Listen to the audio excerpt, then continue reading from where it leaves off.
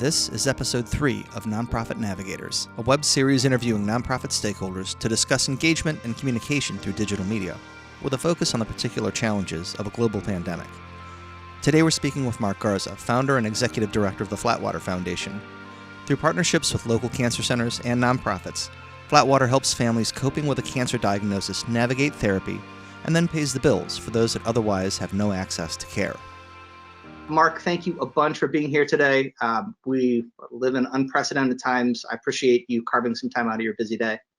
Thank you so much for having me. This means a lot to help get the message out. So we are talking about Flatwater Foundation. You're about 10 years old and obviously reasonably successful. Can you tell me regarding the founding, what was the moment in time that prompted this organization to begin? Yeah, so I have a father who was diagnosed in 2009 with stage 4 terminal prostate cancer diagnosis, and that I want to go back to the beginning is really how it kind of started and where it put my life and what I was doing, and not just my life, but what I saw with my family across the board. I'm the youngest of 4 kids, and of course my mother took a hit pretty hard from that diagnosis. But for me, it all started. To shorten a really long story, it all started when I went through my own life, saw what happens with somebody in your family being told that they could die in 8 months. And then the struggle I personally found with a good job, career, and being in a good spot before the diagnosis, to trying to find a therapist, and then finding one and seeing how expensive it was. And then once I found a therapist, not being able to afford going. It was just a truly kind of devastating realization, and it turned into kind of my purpose over the next decade to eliminate that barrier, because cancer is just doing so much mentally, not just for the person diagnosed, but everybody around them. So my aha moment was when I realized that a therapist was willing to see me and put the money part aside, reduce it greatly so I could get the care I needed, and it just changed my life. Wow, that's awesome. I know how many lives you've changed with Flatwater, so thank you.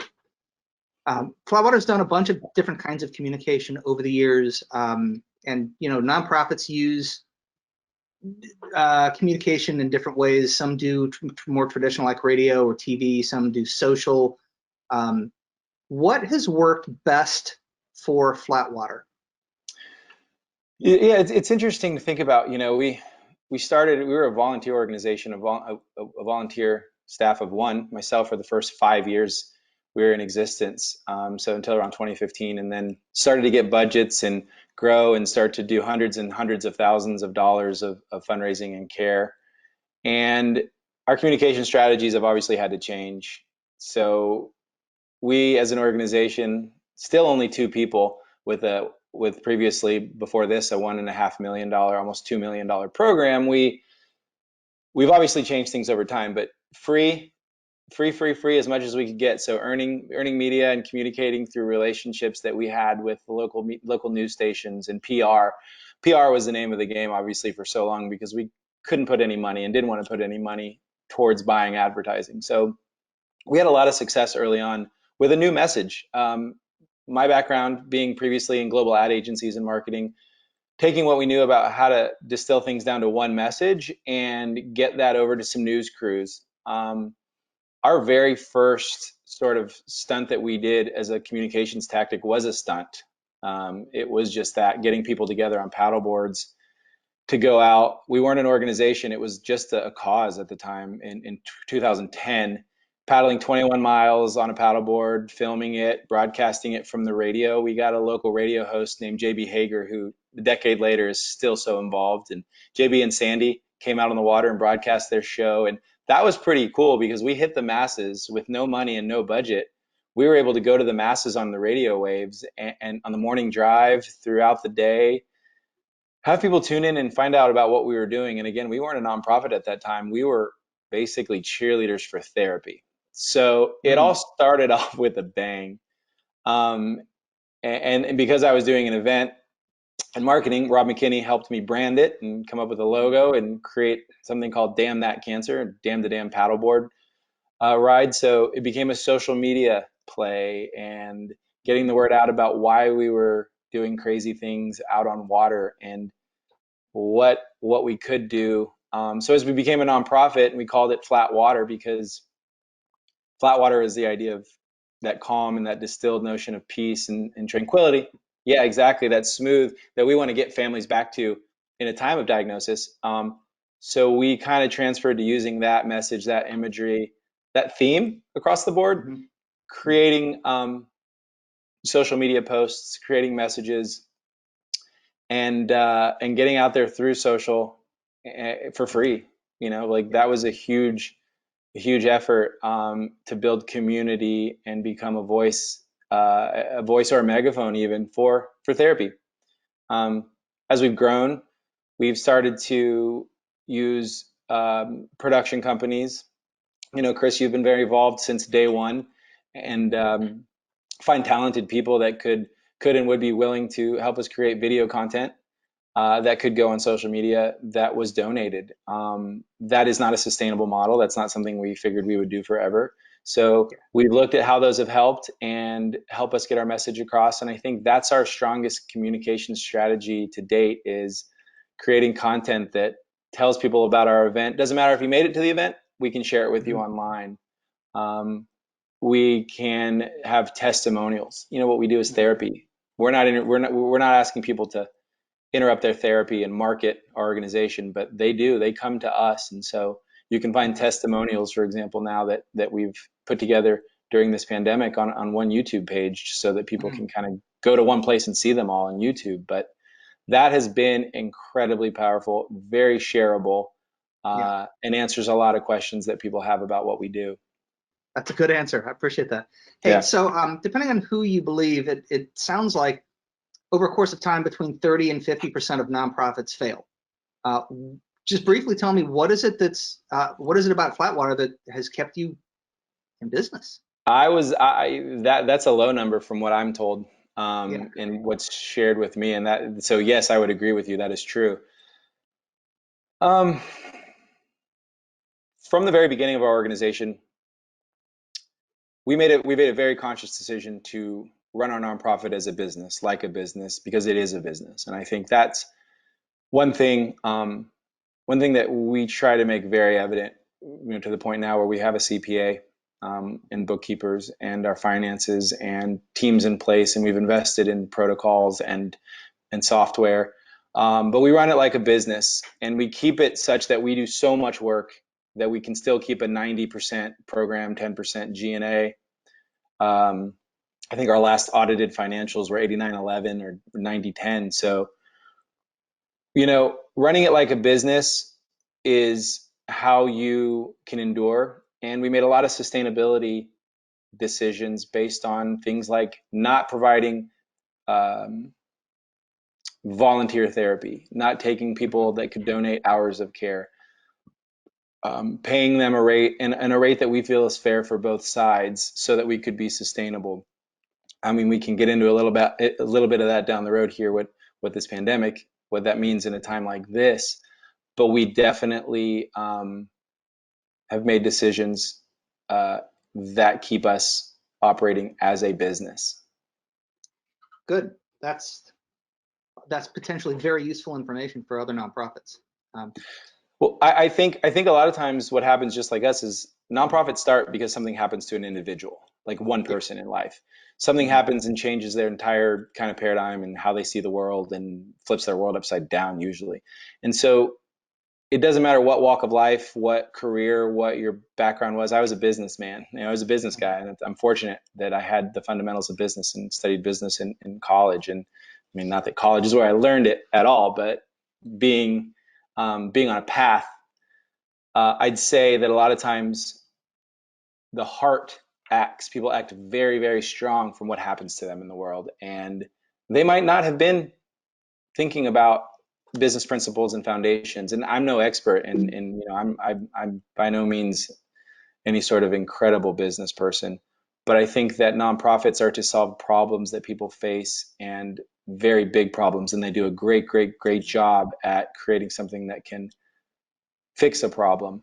But as we all know, small businesses are very difficult to incubate and grow and fund.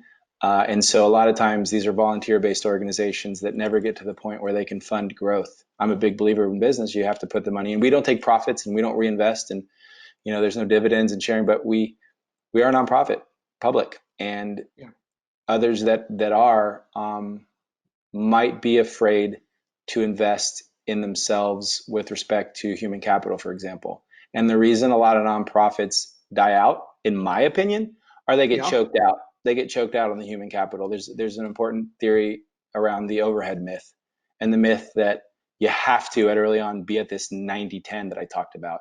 I mean, we do it now. We've grown and we're in a $2 million program.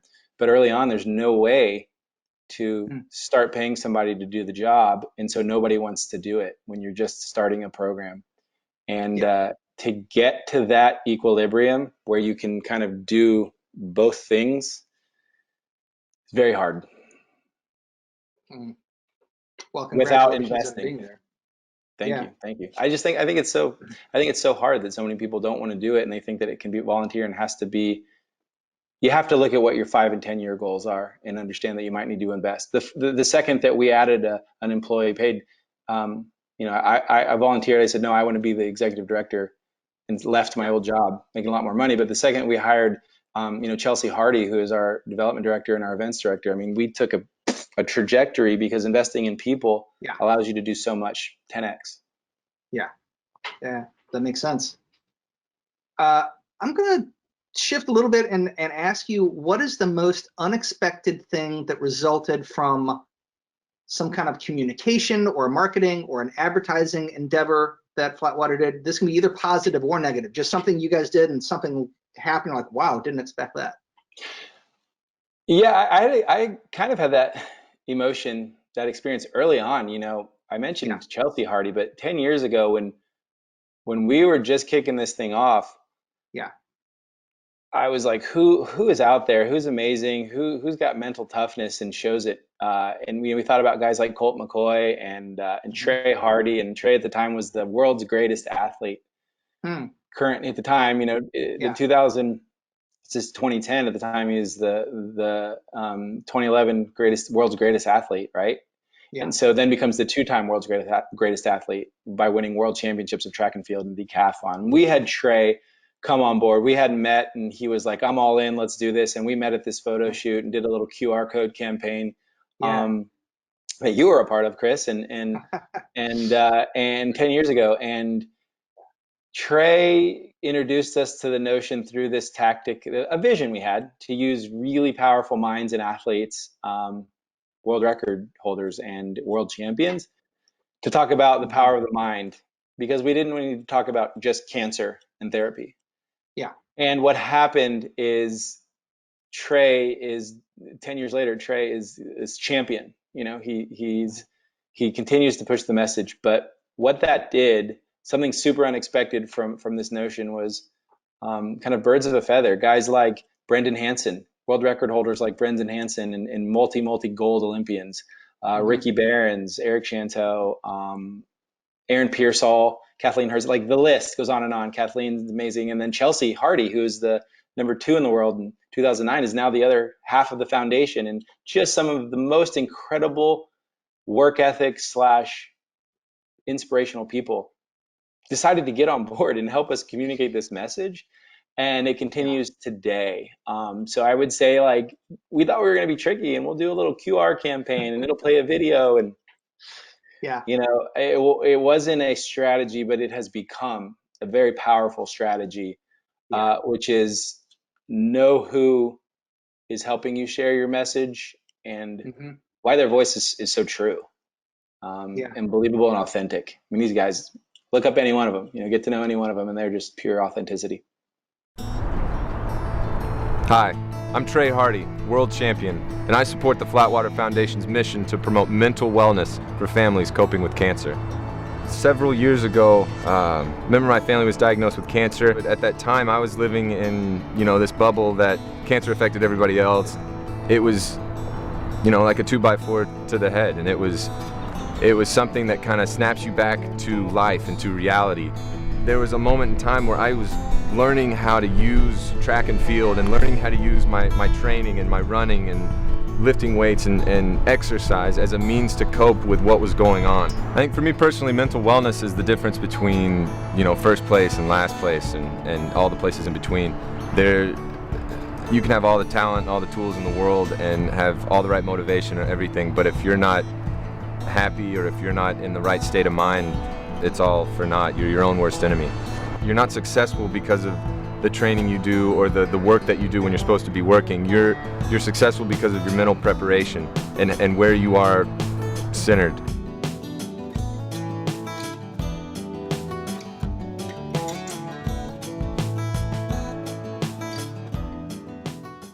That's awesome. I love hearing that. I didn't know what you were going to say, so it's fun to do these these conversations. Yeah, and I honestly I hadn't even really thought about that. So it's neat to think. It's neat to think about it. And there's other examples. I think we need to be open. I've learned it's been hard to learn that like the idea I had wasn't necessarily the best or the greatest, or I didn't know everything, and so we had to be open to ideas. Yeah, well, that's a sign of an outstanding leader. So thank you. I'll take a drink. An embarrassed and humbled drink, man. There's a lot of leadership in a lot of different ways, and I'm trying to lead this organization, but also be leadable. Yeah, you have to. So that actually segues me into the next question, which is we are living in insane times. This is, to say the least. It's horrible. It's devastating to communities and families and individuals and our healthcare system and our economy. And all of us have had to pivot, every one of us.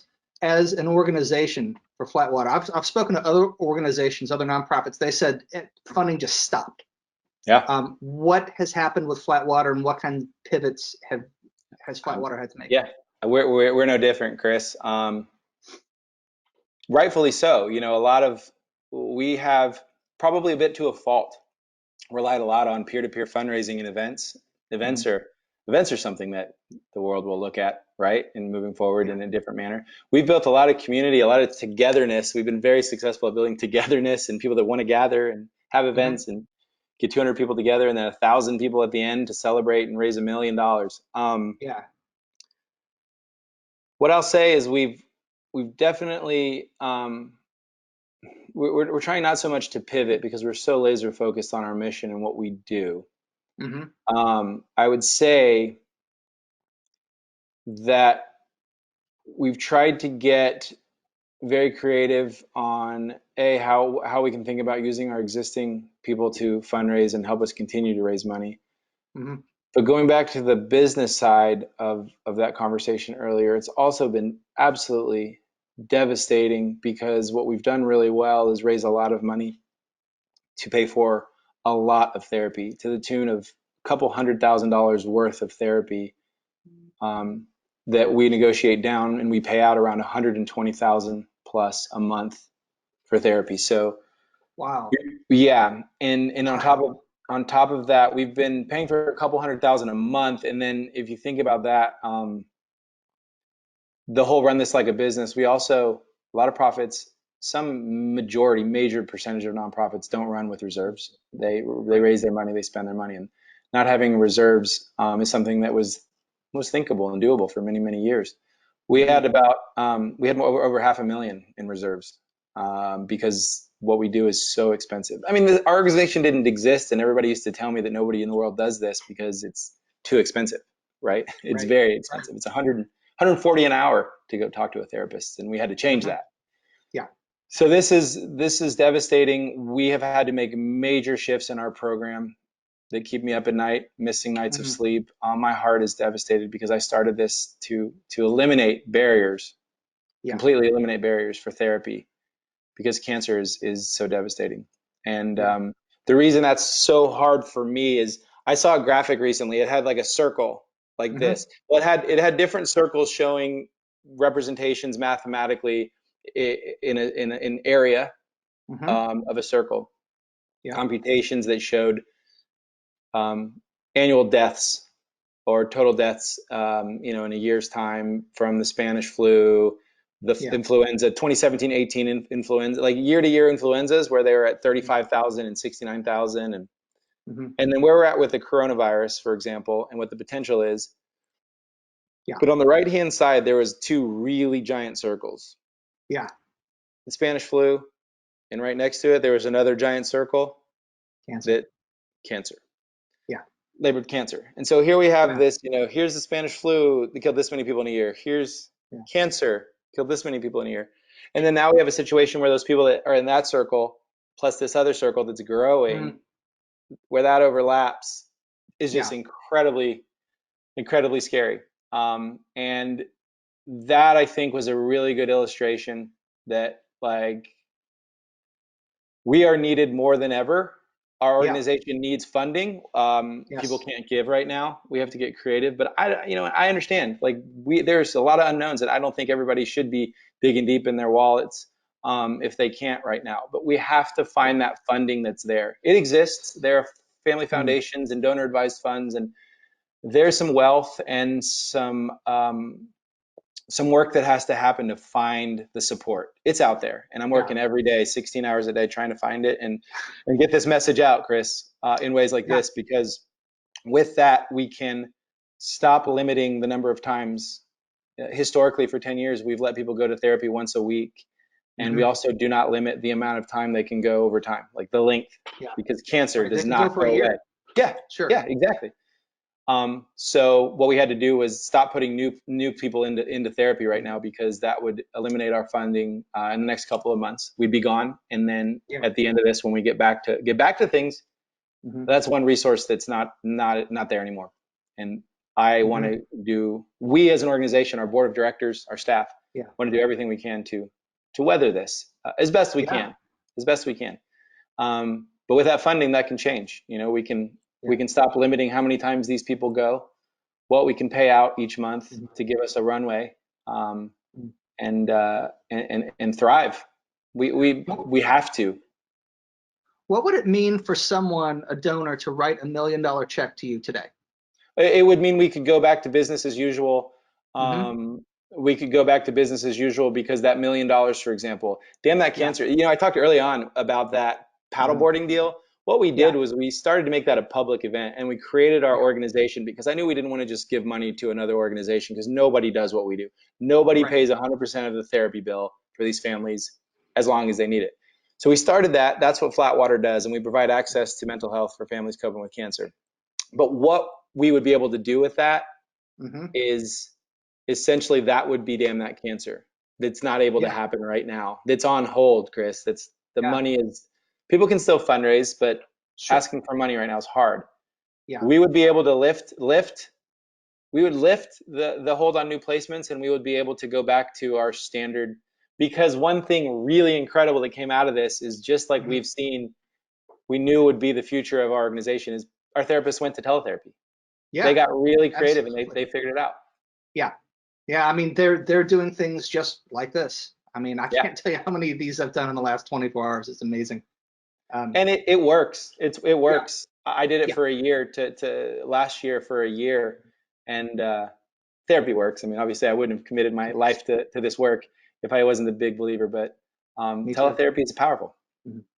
It is. It also allows you to have your therapists in far-flung locations. It opens up a level of access that hopefully, once coronavirus tapers off and we get a vaccine and this becomes in our past, hopefully this teletherapy and telemedicine will stick with us, because it's a powerful tool. Oh, it will. It will. I've said for the last 3 or 4 years, this is the future of not just our organization, but the future of this, of touching more lives with insurance. And it wasn't until 2017 or so, I think, I'm not sure that this was even became more widely acceptable within insurance panels, but it is the future of what we do. And with more and more funding, here's what's awesome. I drive around, I look at all the therapy offices, we've onboarded 140 therapists in our network, Chris.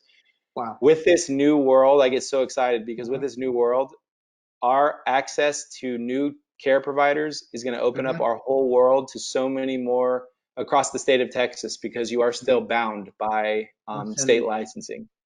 But then, our footprint can grow with funding. Of course, we don't just all of a sudden magically have the ability to pay for more people, but Right. the future is bright. If we can get through this and get even more funding, we can touch so many lives because so many more people have teletherapy practices.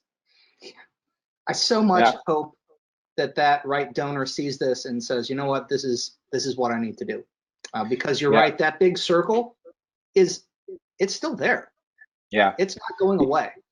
Yeah, and not just the funding for me and for the organization, but I hope people see this and realize, like, man, I hadn't thought about that. And therapy is saving lives. Therapy saves For lives. sure. This is more important than ever. And even if they just see this and think, you know what, I'm doing all right, and I have insurance, and I could go see a therapist, and I don't even have to drive to see a therapist. Maybe I could get a like just getting help through this pandemic for whatever's going on in your life is a message I like to share. That's something I want to put out there. This isn't about cancer. This is about how important therapy is for the people and how the morbid conditions that can arise if those with cancer or pre-existing cancer and care get this virus. But more importantly, get help for yourself. Whoever you are that sees this and thinks like my mental health has taken a great hit through a lot of this, and I think we can all relate to that. And I'm doing what I can to take care of it, of course, but we all should. Yeah. You just covered my last question. I was going to ask you to leave us with a message of hope or optimism, and you just instinctively did it. Well, Yes, take care of your that's mental what's getting health, me through. people. I really appreciate you. I appreciate what you and what Flatwater does. It's an outstanding organization. Thank you. And I, 10 years from now, when we're having a different kind of a conversation, we're looking back on this, I will be very happy to see Flatwater in existence and still helping people. Well, that will mean you have been doing it for 20 years, 10 years from now. So thank you, Chris. Well, thank you, Chris. Let's do that. Yeah. Appreciate it. All right, let's get through it. Everyone be safe and be healthy. This has been Nonprofit Navigators. Again, Flatwater Foundation, Mark Garza, the founder and executive director. If you want to help out, you can see the website here on the screen. You can always reach out to Mark directly through the website. Stay safe, stay strong, stay healthy. Peace, everyone. Thank you.